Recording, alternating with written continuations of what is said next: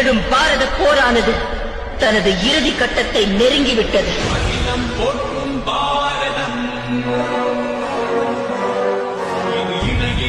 கண்டம் எனும் இந்த பூமியில் தர்மமானது நிச்சயம் ஸ்தாபிக்கப்படும். நிச்சயம்.